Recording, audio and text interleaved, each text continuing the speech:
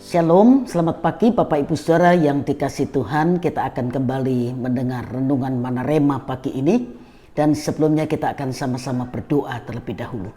Bapak bersyukur kalau pagi hari ini kami masih boleh mendengar renungan Mana Rema. Urapi hamba-Mu dan urapi kami semua yang mendengar. Dan biar berkat kebenaran firman ini menolong kami untuk makin hidup berkenan kepada Tuhan. Dalam nama Tuhan Yesus kami sudah berdoa. Haleluya, amin. Bapak Ibu Saudara sekalian, pagi ini kita sampai pada abjad P dan kita akan belajar Pontius Pilatus. Matius 27 ayat yang ke-22. Matius 27 ayat yang ke-22, saya baca demikian firman Tuhan.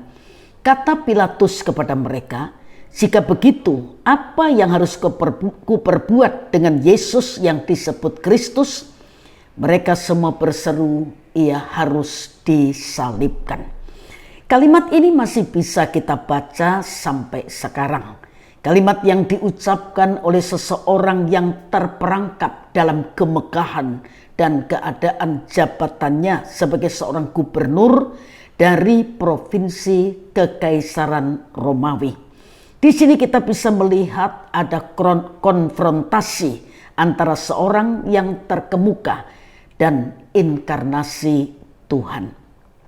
Pontius Pilatus adalah orang Romawi.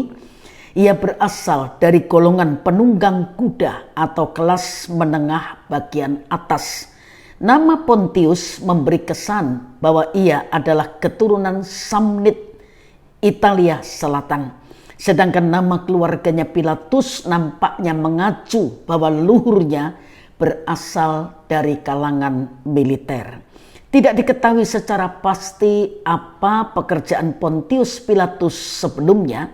Ada yang meyakini Pilatus adalah seorang prajurit, tapi yang jelas ia menjadi gubernur kelima dari provinsi Kekaisaran Romawi. Pada zaman itu Romawi masih dipimpin oleh Kaisar Tiberius. Pangkat gubernur yang disandangnya itu tercetak dalam sebuah prasasti bahasa Latin.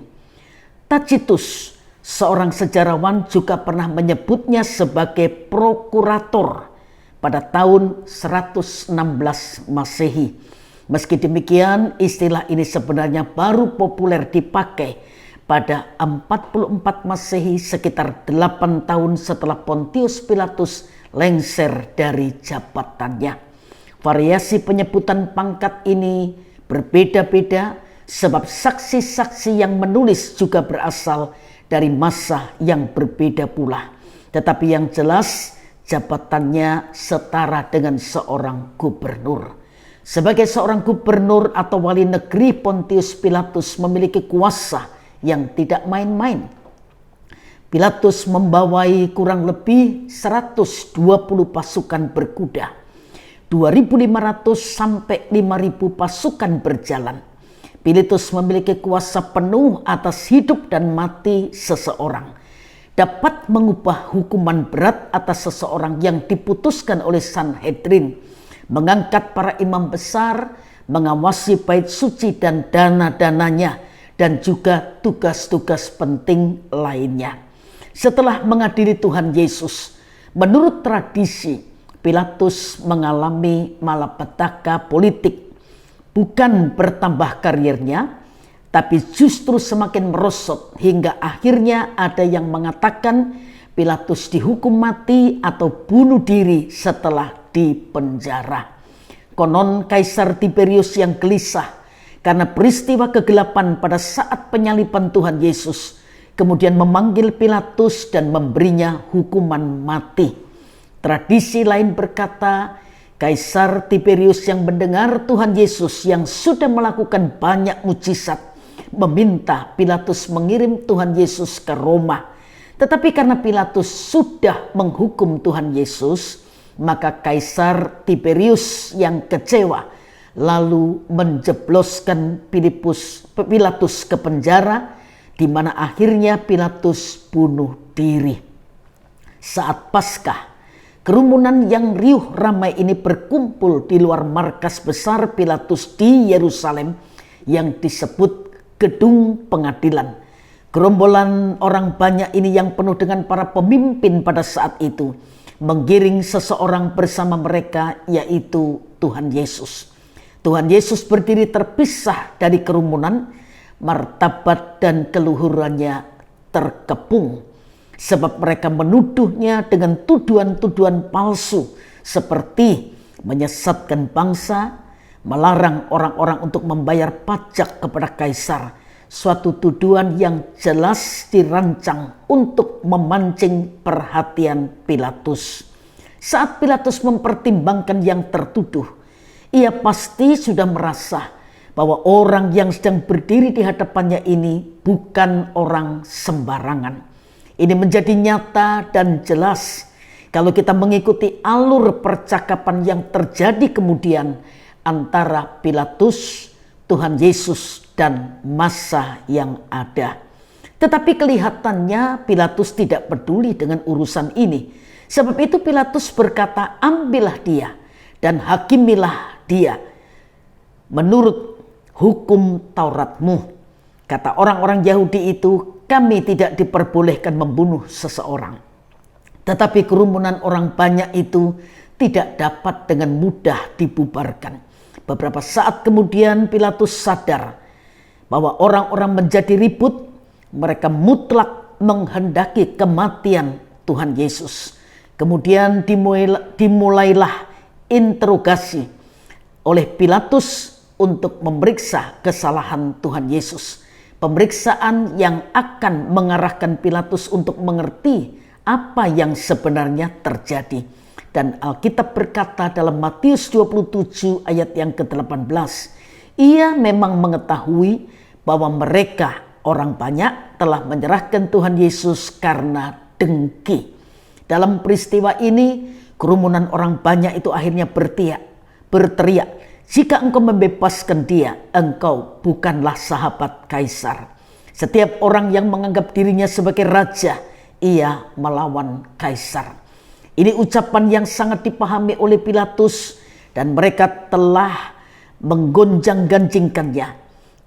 Kemudian keadaan di luar kendali dan Pilatus yang adalah seorang pemimpin yang cerdas merasakan bahwa keadaan sudah sangat dekat dengan kerusuhan dalam skala besar. Ini bukan hal yang ingin dialami oleh seorang gubernur Romawi pada masa kekuasaannya. Seandainya Pilatus adalah seorang pengambil risiko, ia sudah ada dalam ambang batasnya. Apakah ia menahan diri atau apakah ia menyeberang? Tragisnya, Pilatus termakan oleh teriakan sumpah serapah dan kemarahan kerumunan orang banyak sehingga Tuhan Yesus diserahkan mereka untuk diperlakukan semau-maunya. Bapak Ibu Saudara yang dikasihi Tuhan, bagaimana sikap kita saat keadaan menjadi sulit? Saat kesetiaan kita terhadap Tuhan Yesus diuji. Sejak hari yang menentukan di Yerusalem itu, banyak martir dari masa ke masa telah menjawab pertanyaan Pilatus dengan tebusan nyawa mereka. Sebagian besar di antara kita mungkin tidak pernah menghadapi hukuman mati, tetapi cemoohan, dipandang rendah, diolok-olok, atau mungkin bahkan penganiayaan yang akan kita alami. Mungkin kita juga tidak dapat menghindar dari pertanyaan berikut yang juga berlaku bagi kita. Jika begitu, apakah yang harus kuperbuat dengan Yesus yang disebut Kristus? Mereka semua berseru, ia harus disalibkan. Bapak Ibu Saudara sekalian, dijauhkan kita dari roh Pilatus yang suka cuci tangan.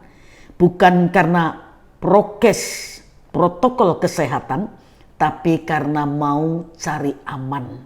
Sudah diperingatkan lewat mimpi yang disampaikan oleh istrinya, tetapi Pilatus tetap menyerah pada kemauan orang banyak. Bapak Ibu Saudara sekalian, kita juga menyalibkan Tuhan Yesus dengan penyangkalan iman kita kepada Tuhan, dan Tuhan menolong kita. supaya kita yang hidup di zaman yang sudah akhir ini kita tetap kuat dan setia mengiring Tuhan sampai Tuhan Yesus datang kembali dan tetap mempertahankan kebenaran dalam hidup ini. Salomo berkata dalam kitab Amsal, belilah kebenaran dan jangan menjualnya. Memang untuk bicara tentang kebenaran ada harga yang harus dibayar. Ketika Yohanes Pembaptis menegur perselingkuhan antara Herodes dan Herodias, kepalanya terpisah dari tubuhnya. Tapi itu bukan kematian yang kedua, bukan kematian yang kekal. Mengerikan kalau kita mengalami 2 kali kematian. Tuhan menolong kita semua, Bapak Ibu Saudara sekalian, dan biar Roh Kudus menerjemahkan lebih dari yang bisa saya sampaikan, sehingga kita bisa menjadi orang yang sungguh-sungguh berpegang pada kebenaran. Bukan takut kepada orang banyak, tapi menghidupi kebenaran sehingga jadi berkat untuk kemuliaan nama Tuhan. Tuhan berkati kita semua dan mari kita sama-sama berdoa.